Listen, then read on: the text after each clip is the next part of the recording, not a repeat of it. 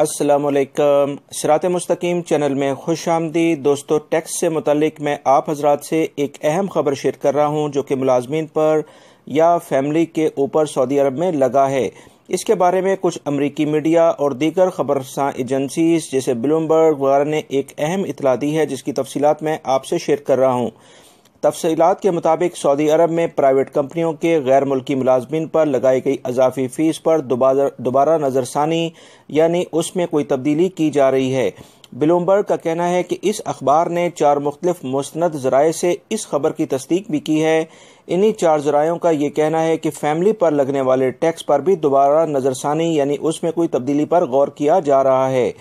اس tax سے ہونے والے نقصانات کا بھی جائزہ لیا جا رہا ہے۔ امید ہے کہ آئندہ چند ہفتوں کے اندر ایک کوئی اچھی اور مثبت فیصلہ یا خبر آنے کی امید ہے۔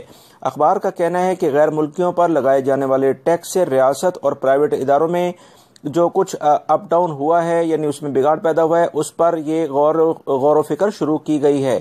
اس طرح ٹیکس ختم کرنے سے مملکت کے مالیاتی ضرورتوں اور نجی اداروں میں روزگار پیدا کرنے کے درمیان توازن بھی پیدا کرنا مقصد ہے۔ اب دیکھنا یہ ہے کہ وزارت عمل کے کچھ دن پہلے جاری کیے گئے بیان اور آج کل جو انٹرنیشنل میڈیا میں کچھ بیانات آ رہے ہیں اس کے بعد کیا اہم ترین فیصلہ سامنے آتا ہے۔ ٹیکسز ختم ہوں گے یا کم ہوں گے، یا اس بارے میں وزارت عمل ایک بار پھر ان تمام خبروں اور ترجیحوں کی تردید کرتے ہوئے انہیں بے بنیاد قرار دے گا۔